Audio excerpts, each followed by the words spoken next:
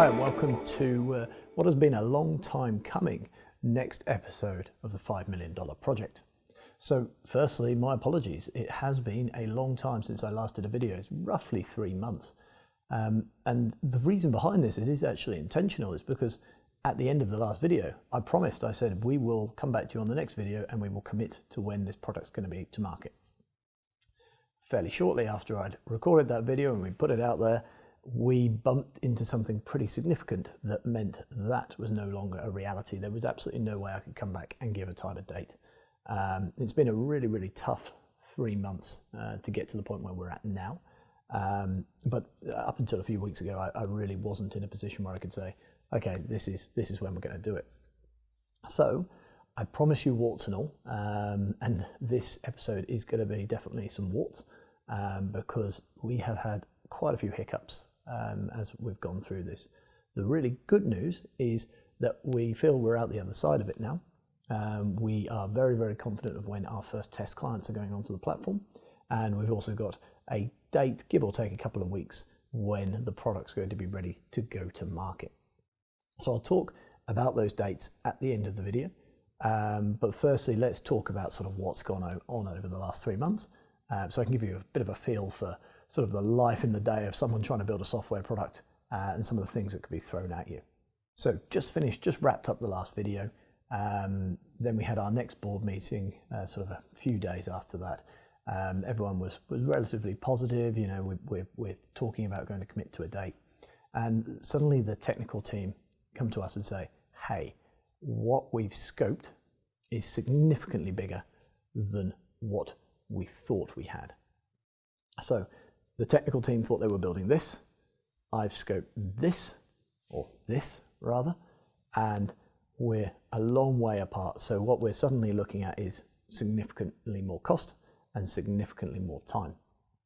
This is probably the first major learn for me in terms of how a product is actually scoped, because effectively by this point this project's been live give or take a year. We've been developing at least 6 months, and only at this point are we realizing, hey, this is a lot bigger than it should have been. I thought, perhaps naively, that the information I'd communicated in the earlier stage of the project would have been enough for the technical team to know how big this thing was. The reality was, once they got into the scope, when they got into the scope, it was only at this stage they realized how big the project was. So the big learn for me is there's got to be a better way of doing this. And if I were to do it again, I would do far more detail at the earlier stage, and I'd also ease up on the level of detail I'm doing towards the later stage. Because from a context perspective, I was working somewhere between 20 and 40 hours a week on top of my normal job, putting together a really detailed scope. I was looking at things like where do buttons go? What happens if you click this? What sort of error message do you get here? What field needs to be over here? It was really, really granular level detail. And I was working alongside 2 full-time BAs, QA team, and various other people. Oh, sorry, designers as well, so UX specialist, graphic designers. And at that point, so we're not only documenting what the product does in this scope, we're also putting together lots of visual diagrams to represent how the product's going to move through. So you're talking hundreds and hundreds and hundreds of pages of documentation. Now, most of this is going to be pretty useful. The problem is there's quite a bit of it that probably isn't, because the reality is now there's some of that we're actually not going to do, or some other things that are going to work in a better way, or they're going to be in a stage 3 or 4. So it's nice to have all that, but I think we could have got to that point faster. And just to use an analogy for you, imagine you're building a house. I thought by showing the builders effectively some examples of other houses that I quite liked and how they were built, and a rough plan and overview, sort of a drawing of my house, I thought that was enough to say, hey, this is what we're trying to put together. It transpires what they wanted was they wanted the architectural drawings, they wanted the structural engineering reports, the electrical plans, they wanted everything in a huge amount of detail to be able to come back and say, this is how much it's going to cost and this is how long it's going to take. I think there's a middle ground. I think maybe I could have gone and got some architectural drawings and a bit of structural engineering and put that together so there was enough for them to digest that information. And that's really how I would come at it if we were to do it again. So we're now in a position where we're having some fairly tense conversations at board level. So, there's a lot of blaming going on, a lot of frustration from all parties, technical team, non-technical. Okay, how are we actually going to get to where we want to get to? We've clearly got some issues around cost and time. Bear in mind, at that point in time, it was costing us roughly $80,000 in development time alone every month. So we're spending a lot of money at that time. And I distinctly remember sitting there in one of these Zoom board meetings and saying, hey guys, should we just push pause? Because I felt that we were spending far too much money without a concrete plan on how we were going to get to the end result, and it would be better to pause, not spend so much, and sort of realign the direction we were going.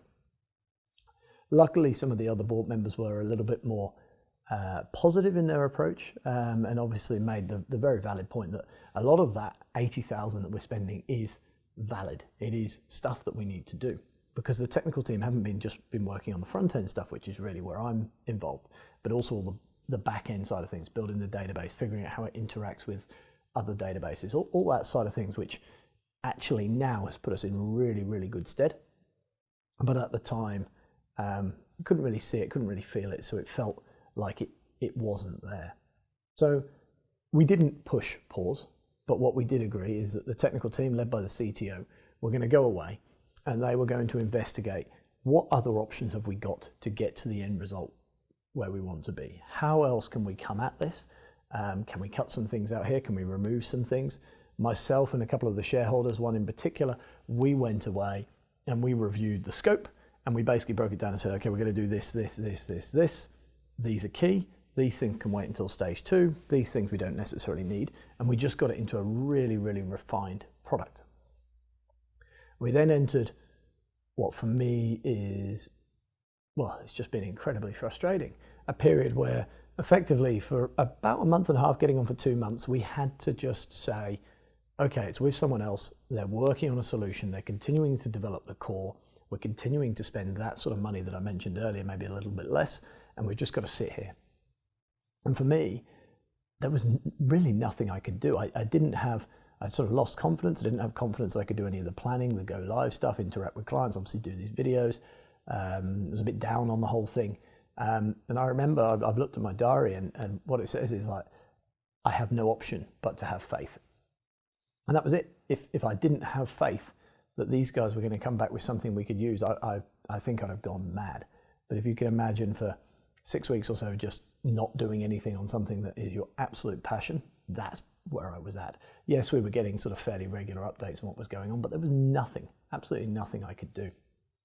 So obviously I doubled down my energy on my other business because I've got to get that ready so it's running nice and smoothly for when Roi-AI is progressing. So actually that time has been fairly effective, and there's been some positives come out of that. It's really, really helped me from that side of things. But it was an incredibly stressful and odd sort of vacant period of time. So then fast forward to sort of sometime in September, and that's when the technical teams came back to us and said, hey, we've got a solution. We know how we can make what we need to do work. And around the sort of remote table, there was a sort of sense of joy and relief that there was a way forward and we could get to where we need to. Since then, I mean, we're a month or so beyond that now. We've had a couple of other road bumps where, the route we thought we were going to take, we sort of went one step forward and then had to jump and go left a little bit and take another tact. But even yesterday, I received another release and another example of something that's working. And I went to my wife actually and I said, look at this. This is the product. It's working. It's doing what we want to do. It's nearly there. It was one of those points where you could finally sort of feel everything's coming together. Yes, I know we're going to experience many more road bumps, but I had the faith and the confidence that we're going to get to market, and what we've got is really, really good. It's going to make a significant difference to a lot of recruitment organizations, and I can see it, and I can see it working. So where are we at now?